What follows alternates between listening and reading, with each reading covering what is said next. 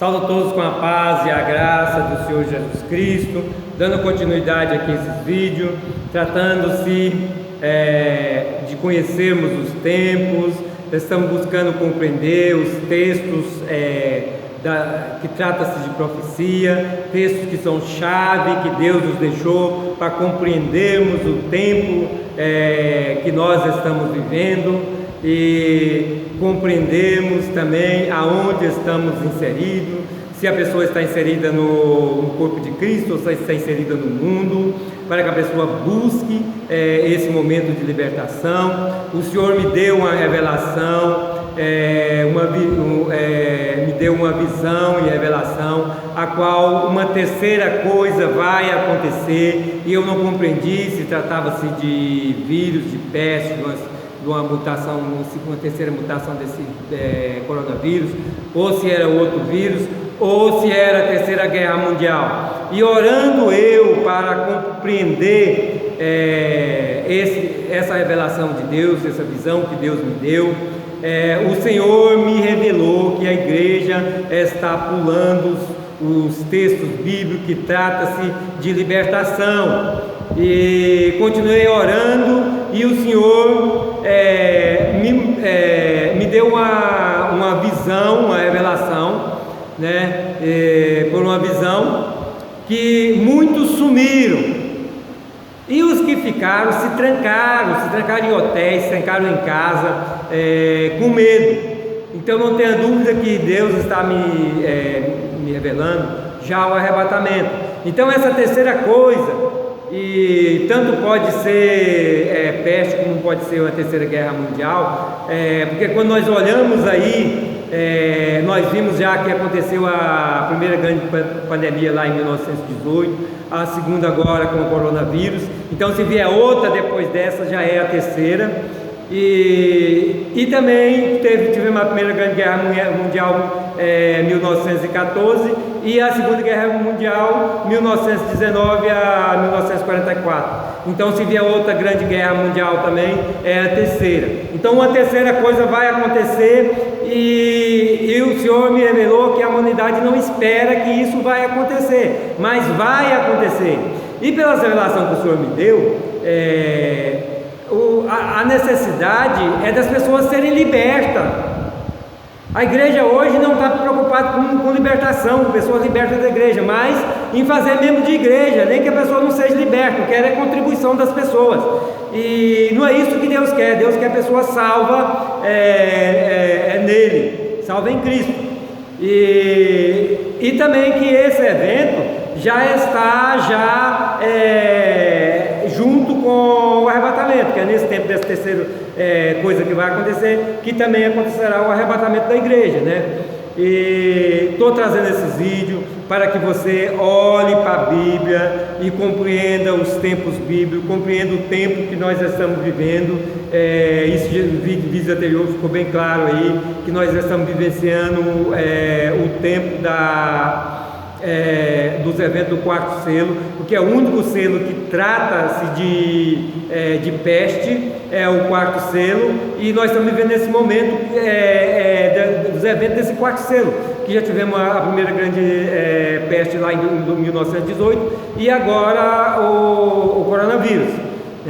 Então essas duas gerações, a geração passada e essa nossa geração, há esse vivenciamento da abertura do quarto selo, dos eventos que acontecem aí no quarto selo.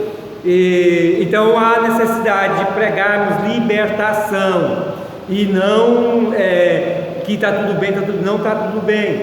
Não basta só sentar num banco de igreja.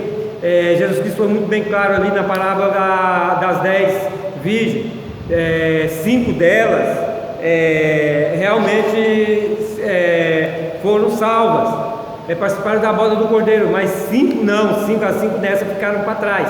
Então nós temos de ter esse entendimento para trazer para a igreja a palavra que liberta, porque quando nós pregamos palavra de vitória, de bênção, que a pessoa vai receber, todo mundo curte, todo mundo compartilha, todo mundo bate palma, se alegra, as igrejas ficam em festa, mas quando pegamos palavras de libertação para a pessoa ser liberta, que mostra que há uma necessidade de libertação hoje no meio da igreja, a gente não vê aplauso, não vê palmas, não vê aí nas redes sociais ninguém curtindo, ninguém compartilhando, porque estão em busca de coisas para si mesmo, para esse tempo que está vivendo agora, e não para a eternidade com Deus.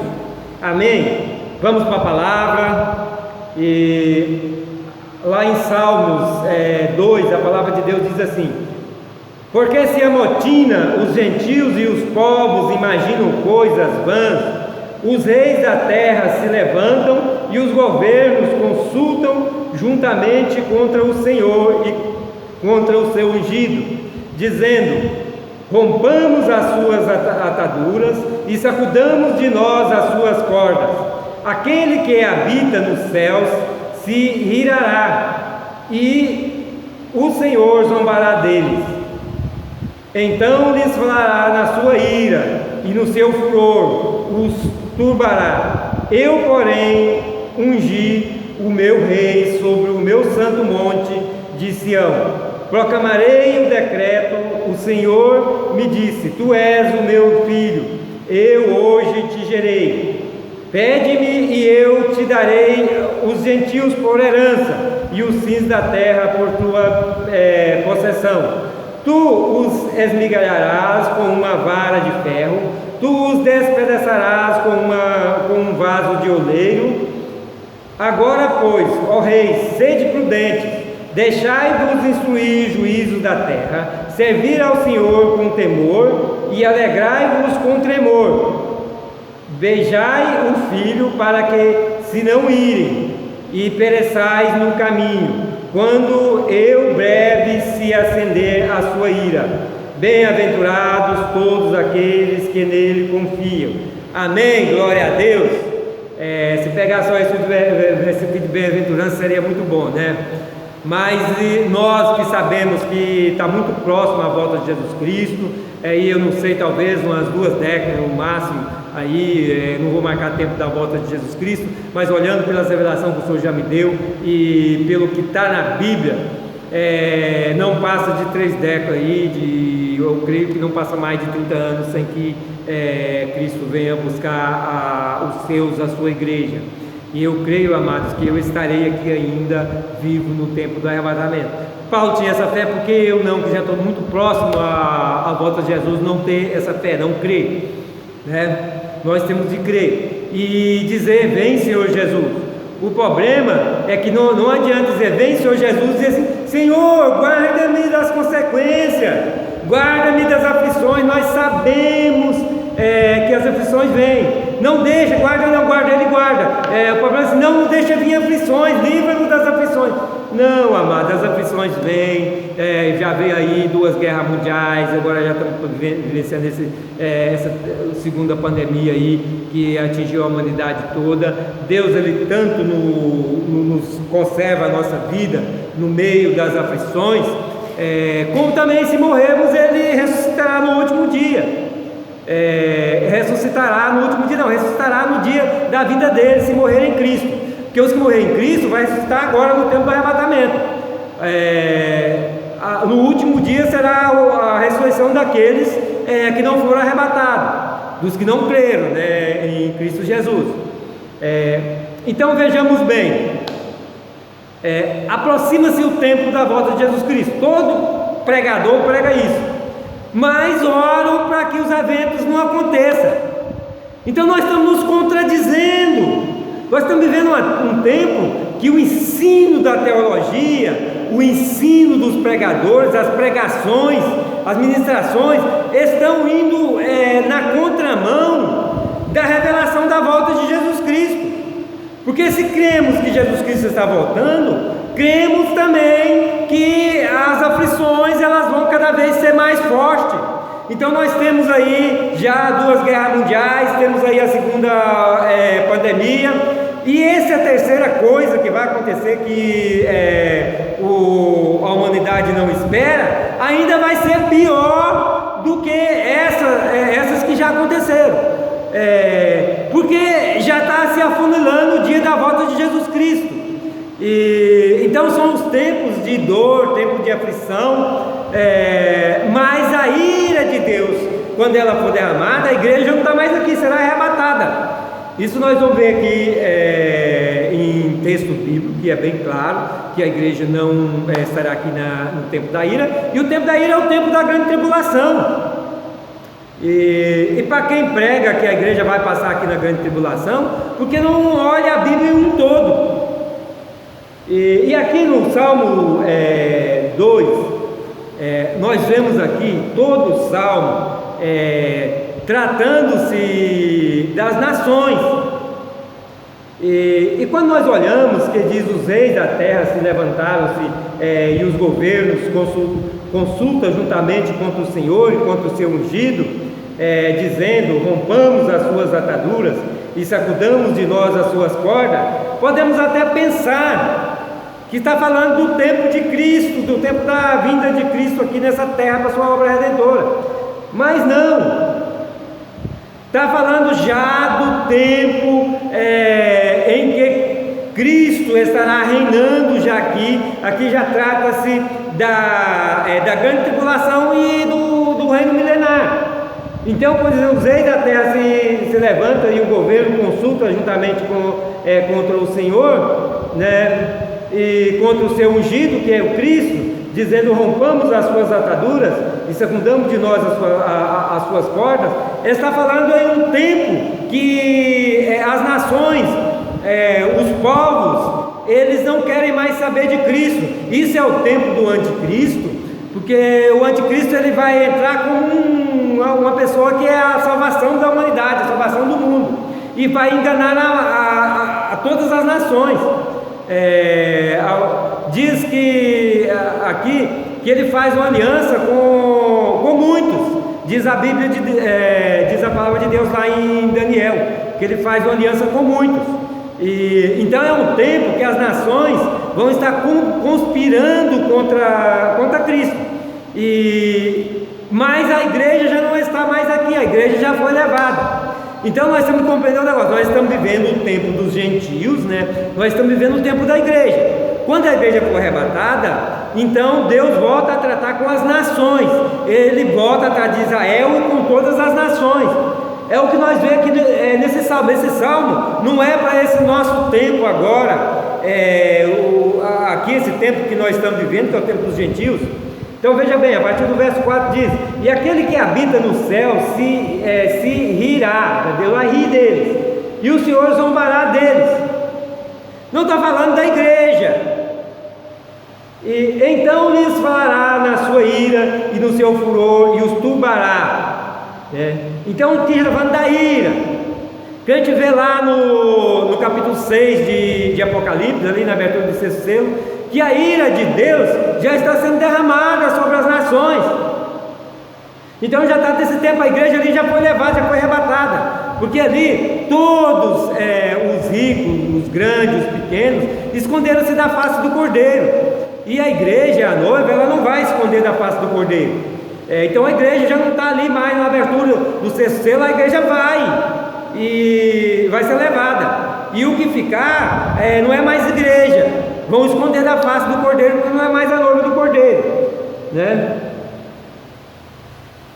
Verso 6: e eu porém ungi o meu rei sobre o meu santo monte de Sião, né? Proclamarei o decreto, o Senhor me disse: tu és o meu filho, eu hoje te gerei.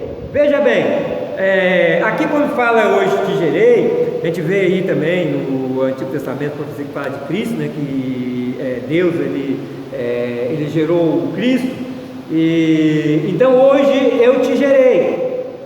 Pede-me e eu te darei os gentios por herança. Veja bem, pede e eu te darei os gentios por herança. Então Cristo ele veio também para libertar os gentios. A gente vê lá em Isaías que Cristo, o Filho de Deus, o Messias, ele veio para ser luz também dos gentios. Então esses gentios que se trata aqui, se trata da igreja. Então a gente tem que estar muito atento à palavra de Deus, porque ela vinha tratando antes já de um tempo aqui que é o tempo que Deus já volta a tratar com Israel e com as nações, mas aqui no verso 7 e 8 já está tratando do tempo dos gentios, que é o tempo da igreja, está falando do tempo dos gentios, do tempo da igreja. Então pede e eu te darei os gentios. Nós, igreja de hoje, que não, existe aí também as igrejas aí, judaica, né,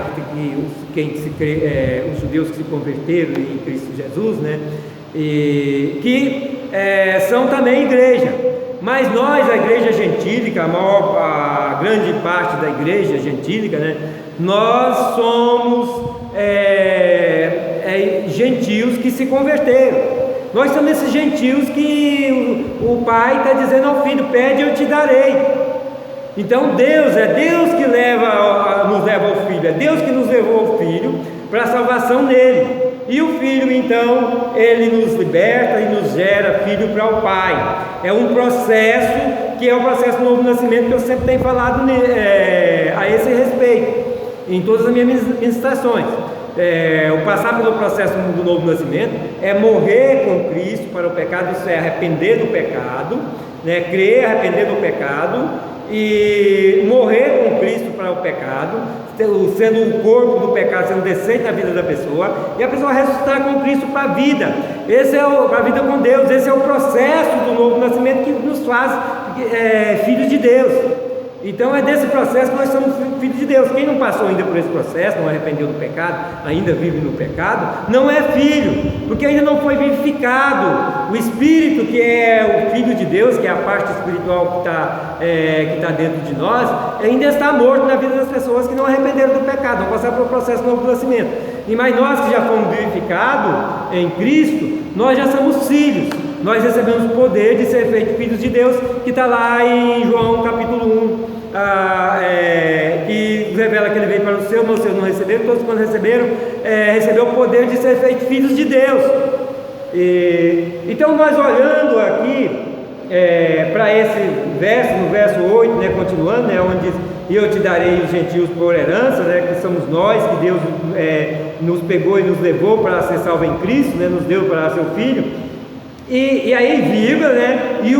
E os fins da terra por tua possessão. Quer dizer, toda a terra, todo o domínio, Cristo vai governar no seu reino milenar. Aqui já trata o reino milenar. Então a gente tem que ter muito cuidado para olhar a Bíblia, porque aqui ao mesmo tempo está falando do tempo gentil, do tempo da igreja, tem uma vírgula e nos remete para o reino milenar de Jesus Cristo, a qual todos os fins da terra, né, toda a terra será dominada por ele no tempo do reino milenar. Então volta a falar do reino milenar e diz: tu os esmigalharás com uma vara de ferro, tu os despedaçarás como vaso de oleiro. Então veja bem, amados,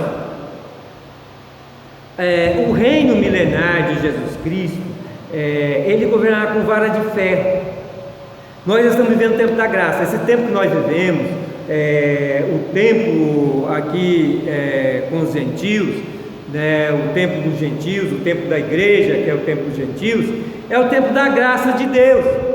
Então nós somos salvos pela graça, isso quando nós queremos ser salvos, porque a salvação é uma coisa pessoal de cada um de nós cremos com a nossa pessoa interior, com o nosso ser interior, nós cremos em Cristo, né? E aceitamos Cristo, recebemos Cristo na nossa vida, e então com o processo do novo nascimento, nós nos tornamos filhos, e o Espírito de Cristo, o Espírito do Filho nos é dado pelo Pai para estar conosco para sempre. João capítulo 14, verso 16, o Espírito Santo nos é dado para estar conosco para sempre. Então nós temos o Espírito do Filho de Deus, o Espírito de Deus, o Espírito Santo, que se faz um com a nossa pessoa interior, que é com o nosso espírito, a nossa alma, se faz um com o nosso espírito, e isso nós tornamos um em Cristo, como Cristo é no Pai. Lá em 1 Coríntios capítulo 6, verso 17, quem está no Senhor é o mesmo Espírito nele. E no capítulo 17 de João, Jesus ora ao Pai para que sejamos nele, em Jesus, como ele é no Pai. Então depois que somos resgatados, passamos pelo processo de novo nascimento, somos filhos, passamos a ter essa unidade com o nosso Jesus Cristo, como ele é no Pai. Então somos uma unidade em Deus. E essa é a graça que nós estamos vivendo em Cristo Jesus. Isso tudo é pela graça, porque quando a igreja for arrebatada, arrancada daqui, Deus volta a tratar com as nações, porque enquanto a igreja estiver aqui, Deus está tratando conosco individualmente, porque a salvação ela é individual. Então ele trata com cada um de nós individualmente e nos leva para o corpo dele, que é a igreja, né? Nós tornamos um membro do corpo. Então nós temos a comunhão com o nosso Deus, que nós aceitamos, né? É através dele que nós temos essa comunhão. Não adianta, porque quando a pessoa achar que tem comunhão uns com os outros sem ter a comunhão com Cristo, quando perguntado a Jesus qual é o maior de todos os mandamentos, Jesus diz que é amar o Senhor teu Deus de todo o teu coração, de todo o teu entendimento, de toda a tua alma, né? Então esse é o primeiro mandamento. Amar a Deus é essa base, e amar a Deus é estar com Ele, é ter Ele dentro de nós, porque Romanos capítulo 5, verso 5 diz: porquanto o amor de Deus foi derramado em nossos corações pelo Espírito Santo que nos foi dado. Então o Espírito Santo foi nos dado, Ele está conosco, o amor de Deus é derramado em nossos corações, por isso nós amamos a Deus, e amamos a Deus, porque Ele nos amou primeiro. Então nós estamos nesse amor de Deus, Deus é a base para amarmos o nosso próximo. Então por isso amar ao próximo como a ti mesmo é o segundo mandamento. E desses mandamentos aí cumpre-se toda a escritura, cumpre-se os profetas, a lei e os profetas. Então cumpre todas a escritura, esses dois mandamentos do amor.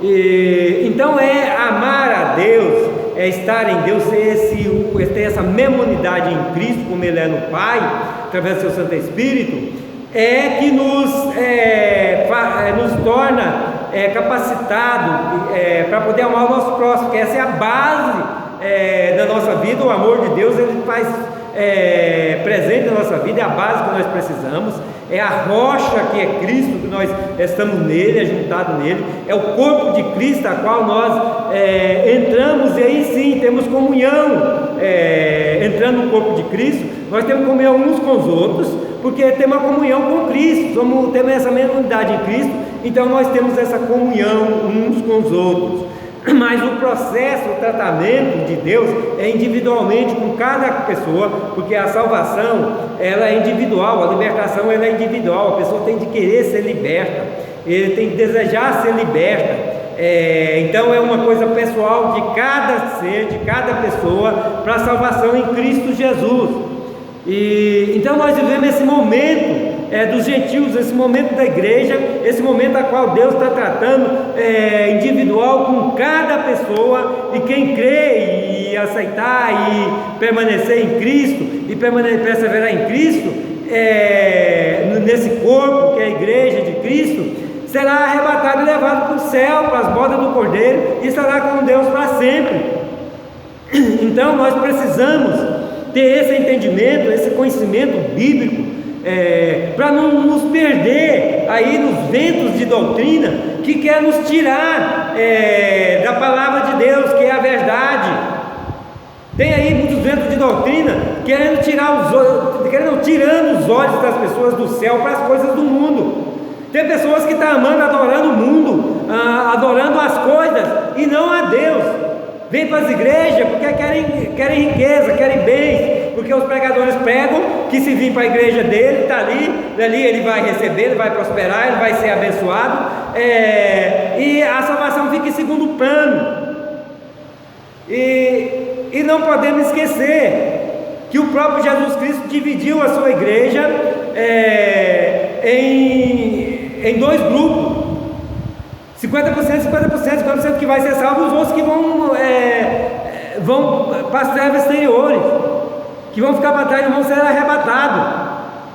Então precisamos ter o entendimento que a palavra, ela nos foi dada para nos libertar, não foi para nos ficar ricos. Claro que Deus abençoa, Ele é o melhor Pai que tem, é Ele que nos abençoa, Ele que nos supre de todas as necessidades. Eu sou prova disso. Eu não sou rico, mas sou funcionário público, e Deus é que me sustenta ali, e tem me sustentado ali, e é Ele que me sustentará ali até o dia que Ele determinou para mim ficar ali.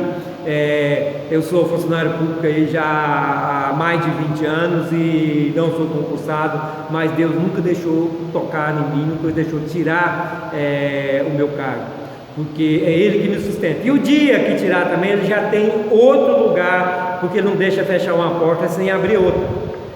Mas isso é acréscimo de Deus. E aquilo que Deus vier me abençoar é acréscimo de Deus na minha vida, porque o principal é a salvação, o principal é manter em Cristo, é perseverar em Cristo para a salvação, que os nossos olhos têm que estar no céu, então não no mundo. E Deus vai me suprir, Deus não vai deixar me faltar nada. E durante o tempo que eu estiver aqui nessa terra, sou sustentado pela mão dEle, porque Ele que me sustenta, é Ele que abre portas para mim. Mas isso não pode servir de pretexto para mim chamar as pessoas e dizer assim: olha, vem para onde eu congrego, e se eu vou orar por você, e você não vai faltar nada na sua vida, você vai ter tudo. Não, eu tenho que chamar as pessoas para estar aqui, para aceitar Jesus Cristo, para a salvação, para ser salva.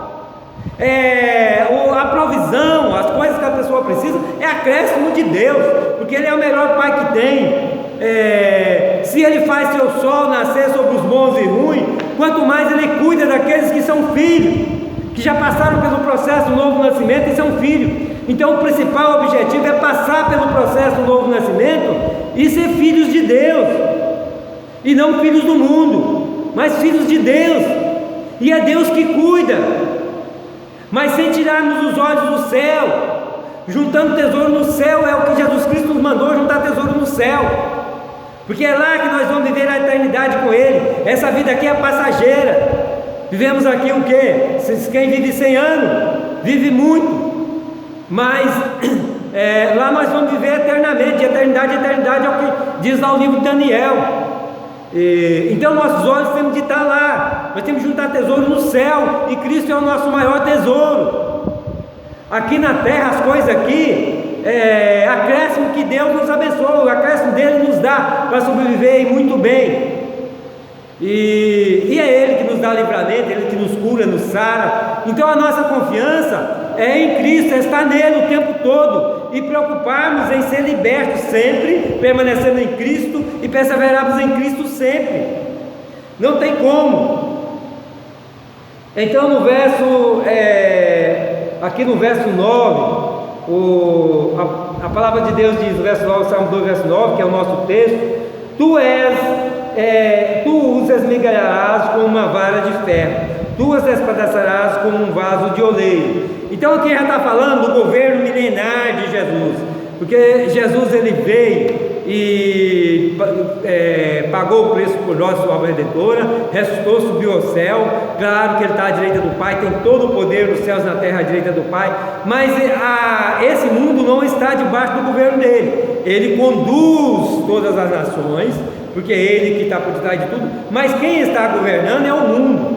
Nós temos que olhar, por exemplo, para o livro de Daniel e ver que o livro de Daniel ele já foi quase todo cumprido, mas ainda falta cumprir ali a parte do barro de ferro, da estátua. Toda a estátua já foi, tudo que está na estátua foi cumprido, mas falta cumprir ainda a parte de barro e de ferro, que é esse momento que nós estamos vivendo, que é o governo do homem. Nada melhor para representar a democracia do que o barro, porque nós homens fomos feitos de barro, e a democracia é o governo do homem.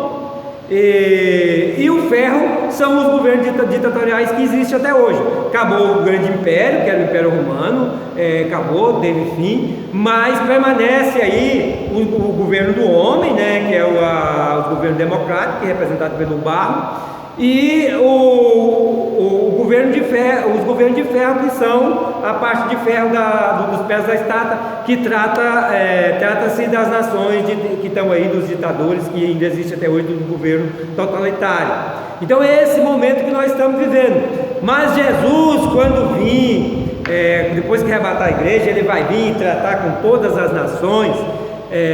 Então ele vai estabelecer o seu governo, que ele vai governar durante 1000 anos, e aí virá o fim de todas as coisas. Nós seremos levados para os novos céus e nova terra. Mas então Jesus governará com vara de ferro. Isso é que nós temos que compreender. Tanto diz aqui no Salmo 2 que ele governará com vara de ferro, como diz lá em Apocalipse capítulo 12 que ele governará com vara de ferro. E também diz lá no capítulo 2, tratando ali dos que vencerem, da igreja de Tiatira, né, que governará junto com Cristo com vara de ferro. Isso que é governar com vara de ferro? Ele vai governar sobre a lei. É a lei que foi dada por Moisés, que vai, porque Jesus ele vai vir, vai governar através de Jerusalém. Então são através de Israel que Cristo vai governar todas as nações, seu governo milenar. E aí todos, eu já falei nisso no vídeo anterior aí, todos vão ter que subir a Jerusalém durante a festa das trombetas. Todas as nações vão ter que estar ali, representadas ali, adorando ao Senhor dos Exércitos, que é Jesus Cristo, nosso Deus. E todos vão ter que cumprir a lei que Jesus vai estabelecer. Tudo cumprir as normas que Jesus estabelecer. Então, ao dizer que ele governa com vara de ferro, ele vai governar com a lei. E todas as nações terão que cumprir a lei do Senhor dos Exércitos. E isso até o fim. Então agora nós estamos vivendo o tempo da graça. Nós que somos igreja, não estamos debaixo da lei. Mas quando vier o reino milenar de Jesus Cristo, o governo que vai governar todas essas nações, vai ser com vara de ferro. E nós, igreja, vamos estar com ele também, governando com vara de ferro. É o que está lá em capítulo 2 de Apocalipse, tratando-se lá da igreja de Tiatira. Os que vencerem governarão com Cristo, reinarão com Cristo com vara de ferro. Porque Jesus orou ao Pai, que é onde ele estiver, esteja os seus, isso é a igreja, né? Lá em capítulo 17 de João, é bem claro. E Deus, o Pai, ele atende o seu Filho. Então nós vamos ser levados, arrebatados para os céus, né? Vamos participar da boda do Cordeiro, né? Isso estou falando dos salvos, né? Da igreja salva. E então, depois das bodas, Cristo volta e prende ali a besta e o falso profeta, lança do lado de fogo, prende o diabo e prende por 1000 anos, né? E todos aqueles que estavam guerreando ao lado do anticristo morrem do Cordeiro de Deus, que é de Jesus, né? Então todos morrerão, os que seguiam a besta ali, lutavam com a besta, então lutavam junto com a besta, né? E Cristo, ele então começará o seu reino milenar. Ele vai se estabelecer ali no Monte Sião, ali em Jerusalém, né? Ele vai estabelecer ali na Cidade Santa e vai governar por 1000 anos. E vai governar todas as nações com vara de ferro. E nós estaremos ali reinando com Cristo também, a igreja, porque a igreja vai vir com Cristo. Isso é bem claro lá em Zacarias capítulo 14. Diz que quando Jesus vem, que coloca seu pé ali no Monte das Oliveiras, que o monte fende, abre, e Jesus ele vem com todos os seus santos. A igreja está ali. E quando nós vemos no final do reino milenar de Jesus Cristo, que o diabo é solto por um pouco de período, e ele volta a aliciar ali as nações para estar com ele novamente, e ele vem com um número de pessoas como a areia do mar, sobre o acampamento dos santos. O acampamento dos santos é a igreja, é os salvos.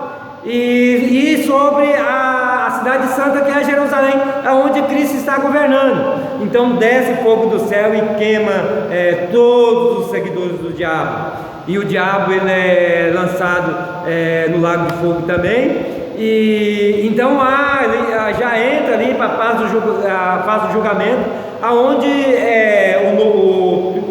o trono branco ele desce do céu, e Deus julgará todos através do que está escrito nos livros. Mas a igreja já está com Cristo. Então todos os que o nome for encontrado escrito no livro da vida serão salvos, e os outros serão lançados no lago de fogo, que essa é a condenação eterna. E essa terra deixa de existir. Novos céus, nova terra surgirão, e nós, os salvos, estaremos no novo céu, nova terra com Deus para sempre. Então essa é a nossa eternidade com Deus, aonde ali não terá mais um governo, um reino com vara de ferro, porque ali é o pai de famílias agora reinando sobre a sua casa, governando sobre a sua casa. Então é o pai de família, o pai cuidando dos seus filhos, e Jesus Cristo, que é o primogênito, reinando sobre todos os filhos de Deus, reinando sobre todas as nossas vidas. Esse é o governo de Deus na eternidade conosco, que é o pai de família cuidando de seus filhos.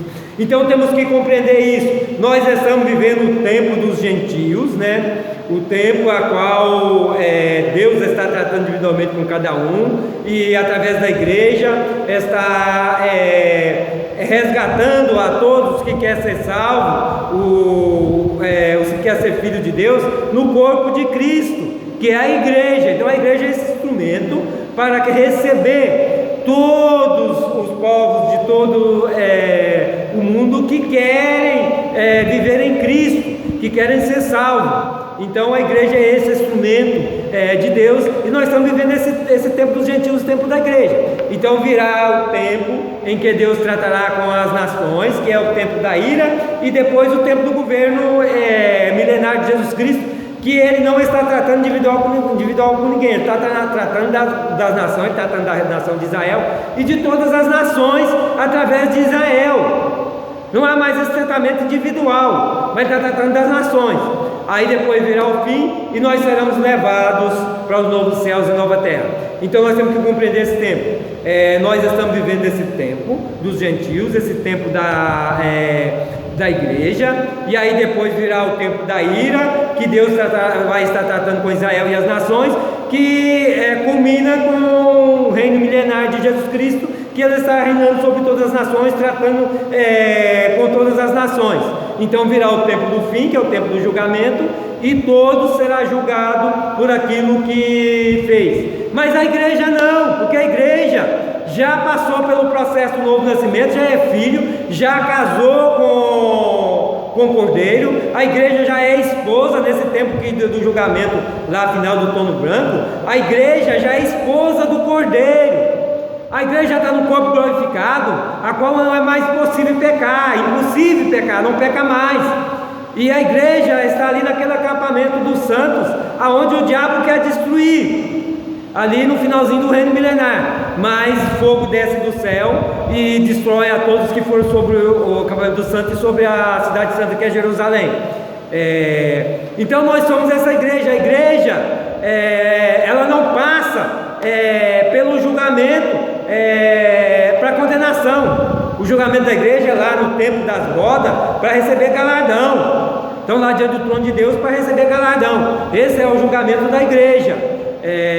A palavra de Deus é bem clara em Romanos capítulo 8, ali, nenhuma condenação, verso 1 e 2, nenhuma condenação há para os que estão em Cristo Jesus. Nenhuma condenação há. E também capítulo 8 é muito claro, foi Cristo que nos salvou, foi Cristo que pagou o preço por nós. Então quem nos acusará? Ninguém nos acusará, porque foi Cristo que pagou o preço por nós. Então a igreja ela não passa pelo esse julgamento para condenação, porque ela é liberta, e nenhuma condenação há nos que estão em Cristo Jesus, nenhuma condenação há na igreja.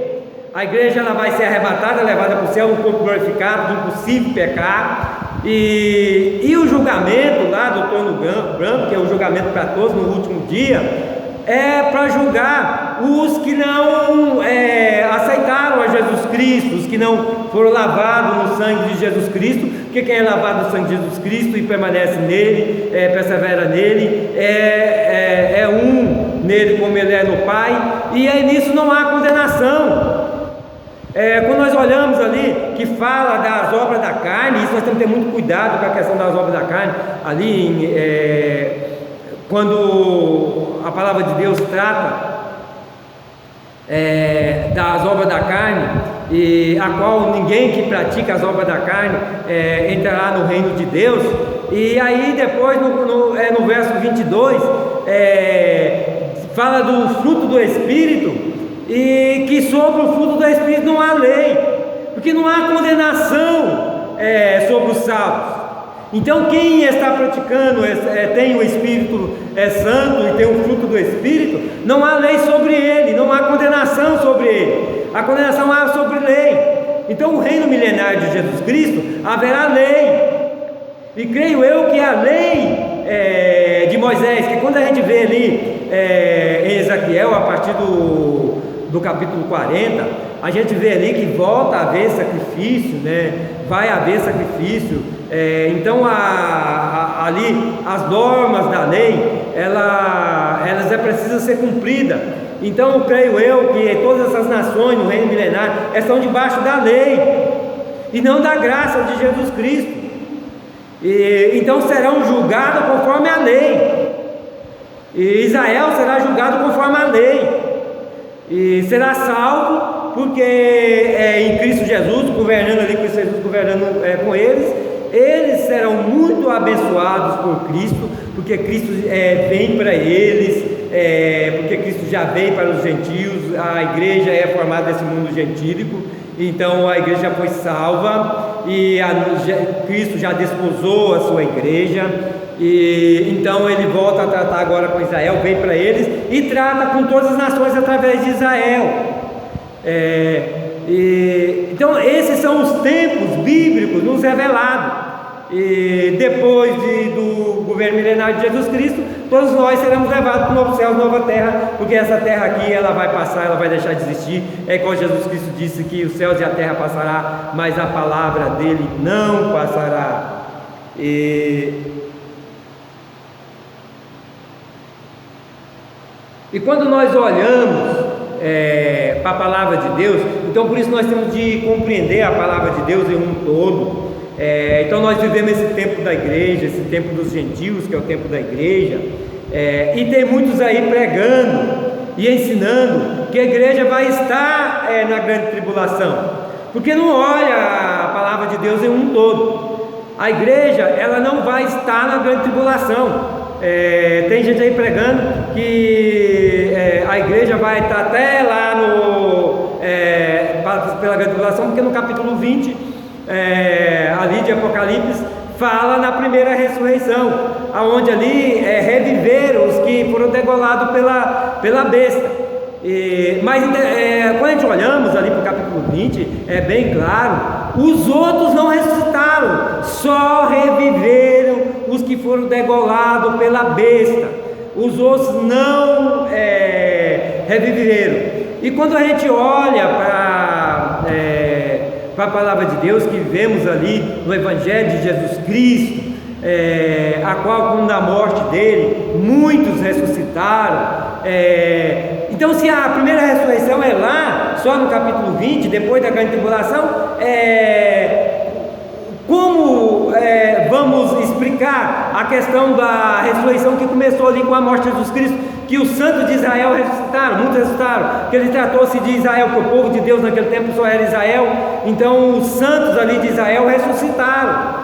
Os que morreram na justiça e foram santos, ressuscitaram ali quando Jesus morreu e ressuscitou também. Ele levou com eles já essa primeira remessa dos ressuscitados. Então, se a primeira ressurreição é só lá, como vamos explicar a ressurreição de muitos ali no tempo da morte e ressurreição de Cristo? Como vamos explicar a ressurreição que a palavra de Deus diz ali em 1 Tessalonicenses capítulo 4, a qual nos revela que os que morreram em Cristo Jesus serão ressuscitados primeiro, depois nós, que estivermos no termo do nosso corpo glorificado, levado ao encontro do Senhor. Como vamos explicar João capítulo 7, onde uma multidão de gente já salva, ressuscitada, estão diante do trono de Deus?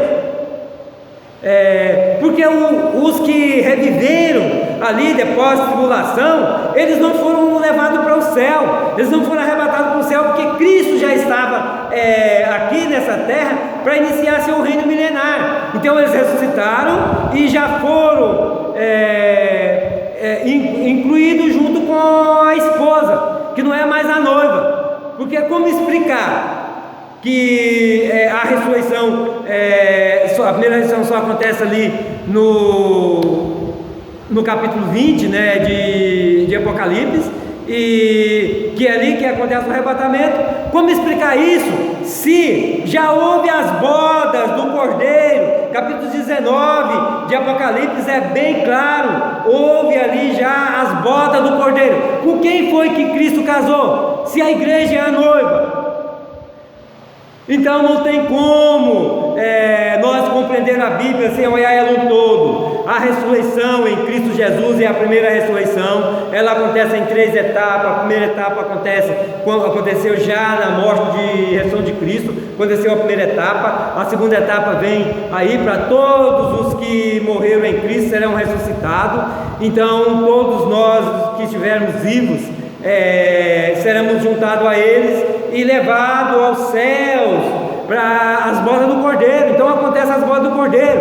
E a terceira etapa da ressurreição em Cristo acontece ali depois da grande tribulação, quando os que morreram pela besta, foram degolados pela besta, eles revivem. Ali nem fala de ressurreição, fala que eles reviveram. Então essa é a segunda etapa, a terceira etapa da ressurreição, aonde eles não são mais levados ao céu para fazer parte das bodas do Cordeiro, porque as bodas do Cordeiro já aconteceu.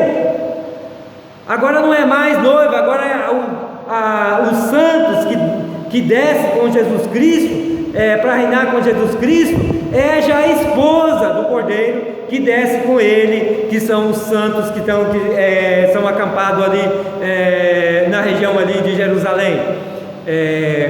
E os que ressuscitaram ali na terceira etapa da ressurreição são ajuntados também à esposa do Cordeiro, que eles também são a esposa do Cordeiro, porque Deus é digno de fé. Quem rejeitar a besta, não aceitar o número da besta, vai morrer, mas ressuscitará para ser também parte da esposa do Cordeiro. Então nós, olhando para a Bíblia um todo, nós compreendemos que a igreja não vai estar aqui na grande tribulação, mas sim, a igreja já está nos céus, no tempo da grande tribulação, a igreja já está no céu para as bodas do Cordeiro. E veja bem o que diz lá em Romanos 5,9: logo, muito mais agora, tendo sido justificados pelo seu sangue, seremos por ele salvos da ira. A ira de quem? Da ira de Deus. E a ira de Deus, ela começa ali no capítulo 6 de Apocalipse, ali na abertura do sexto selo começa a ira. Então a igreja, é nesse tempo que a igreja é levada, arrebatada, porque a igreja não vai estar aqui no tempo da ira. E a grande tribulação é o tempo da ira. Tem pregadores que, para justificar que a igreja vai passar a grande tribulação, quer dizer que a grande tribulação não é o tempo da ira de Deus. É o tempo da ira de Deus, porque Deus é bem claro lá na abertura do sexto selo, que é a ira do que está sentado sobre o trono, que é o Pai, e do Cordeiro. Então a ira começa ali e ela permanece até o fim da grande tribulação. Em 1 Tessalonicenses capítulo 1, verso 10, a palavra de Deus diz assim: e esperar dos céus o seu Filho, dos céus, porque ele já foi, ressuscitou e já foi para os céus, né? A quem ressuscitou dentre os mortos, né? A saber, Jesus, que nos livrará da ira futura. Livrará de quê? Livrará da ira futura. Então a igreja será livre da ira futura, nós não vamos estar aqui. Em 1 Tessalonicenses capítulo 5, verso 9, diz: porque Deus não nos destinou para a ira, mas para a aquisição da salvação por nosso Senhor Jesus Cristo. Então veja bem, a igreja não está destinada para a ira. Nós temos que olhar a palavra de Deus em um todo e compreender. Então a igreja não vai estar aqui na grande tribulação. Então nós estamos vivendo esse tempo dos gentios, esse tempo da igreja. Mas quando chegar o tempo da grande tribulação, essa igreja será arrancada da terra, arrebatada, e ela não estará aqui na grande tribulação. E depois que passar a grande tribulação, a igreja voltará com Cristo, porque a igreja vai reinar com Cristo aqui durante o reino milenar. A igreja vai estar com Cristo, porque a esposa é do Filho de Deus, ela é uma esposa do Senhor dos Exércitos, Cristo, e vamos estar com Ele para sempre. E Ele virá para o seu governo milenar e a igreja virá junto. E veja bem o que diz lá em Apocalipse 12:5. Falando-se do nascimento do filho varão, diz: e deu à luz a um filho homem, que há de ranger todas as nações com vara de ferro, e seu filho foi arrebatado para Deus e para o seu trono. Então Cristo, ele vai reger todas as nações, com vara de ferro. Ele vai reinar com vara de ferro. Isso é o que eu já falei, vai reinar com a lei, que é vara de ferro. E tratando-se da igreja, lá em Apocalipse 2, verso 26,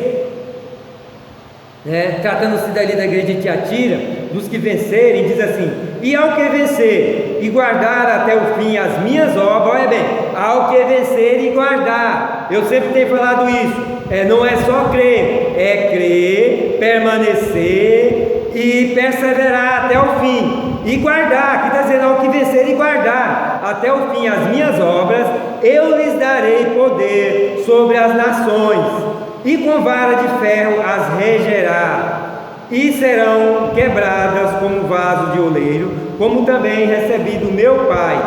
Então veja bem, Cristo, ele vai governar com vara de ferro, e nós, a igreja, vai estar governando com ele com vara de ferro, isso é com a lei. Nós vamos estar reinando com Cristo, porque no tempo desse tempo já do governo milenar, a igreja já foi arrebatada, já está no corpo glorificado, já não é mais a noiva, já é esposa, e estaremos com o esposo, que é o Senhor dos Exércitos, o Filho de Deus, o Cordeiro de Deus que tira os pecados do mundo, o Senhor Jesus Cristo, que estará reinando por 1000 anos aqui, e nós estaremos reinando, a igreja arrebatada, santificada, lavada no sangue de Jesus Cristo, que vai ser arrebatada, e Cristo vai casar com a igreja, as bodas do Cordeiro. Nós seremos esposa do Cordeiro, e o Cordeiro estará conosco para sempre. Nós seremos dele, esposa deles para sempre. E deixa eu trazer um esclarecimento aqui. Muita gente, quando fala em ser esposa do Cordeiro, às vezes fica com o pé atrás. Vou ser esposa com o Cordeiro. O desposar da igreja é essa comunhão perfeita, que o Espírito de Cristo terá habitando a nossa vida para sempre, que o Espírito de Deus, que é o Espírito de Cristo, o Espírito Santo, ele nos foi concedido para sempre em Cristo Jesus. Então, se aqui nesse tempo ele já tem uma comunhão conosco, vai ler depois do corpo glorificado em Cristo Jesus, a qual nós fomos desposados em Cristo Jesus, o Espírito de Cristo, ele entrará dentro de nós, isso é, o Filho de Deus, o Senhor dos Exércitos, que desposará a sua igreja para sempre. Então ele entra com o seu Santo Espírito, com a sua presença dentro de nós para sempre. Nós teremos essa comunhão perfeita, igual o Espírito de Cristo. Ele se torna o mesmo Espírito com o nosso Espírito, isso é, nos tornando o mesmo Espírito em Cristo. É o que está lá em 1 Coríntios capítulo 6, verso 17. Quem está em Cristo é o mesmo Espírito nele. Esse é o Espírito de Cristo, essa presença de Cristo dentro de nós, essa comunhão perfeita conosco para sempre e eternamente. a qual o Filho de Deus está dentro de nós para sempre com o seu Santo Espírito, residindo na nossa vida, nesse amor perfeito, essa comunhão perfeita, que é indescritível aqui nesse nosso mundo imperfeito, mas quando nós estivermos com Ele para sempre, na eternidade com Ele para sempre, de eternidade com Ele para sempre, tudo isso fará muito grande sentido, porque nós estaremos com um corpo perfeito, glorificado, naquele que é perfeito, que é Cristo, que tem essa comunhão com o nosso espírito, com a nossa pessoa interior, perfeitamente, para sempre e eternamente, a qual nós teremos um corpo glorificado, unificado com a nossa alma e nosso espírito, e o nosso Cristo, o seu Santo Espírito, dentro de nós, entrada na nossa vida o tempo todo, o gozo do seu amor, permanecendo para sempre, inundando o nosso ser para sempre do seu amor, da sua presença, do seu fulgor, do seu esplendor, da sua força, do seu poder, da sua vida, do seu Santo Espírito, do seu amor para sempre, inundando todo o nosso ser, inundando o gozo do seu amor para sempre. Isso é maravilhoso, isso é indescritível, isso é algo, é uma dádiva de Deus para nossas vidas para sempre, é algo indescritível, não tem como descrever tão alto o amor, tão alta a grandeza, mas teremos sim para sempre com o nosso amado Deus, Senhor Jesus Cristo, e com o Pai, essa comunhão nossa, em Cristo, como Ele é no Pai, para sempre, eternamente. Encerro aqui, darei continuidade no próximo vídeo, continuo assistindo essa série de vídeos, para que você tenha entendimento, que a paz e a graça de Jesus Cristo esteja com vocês para sempre.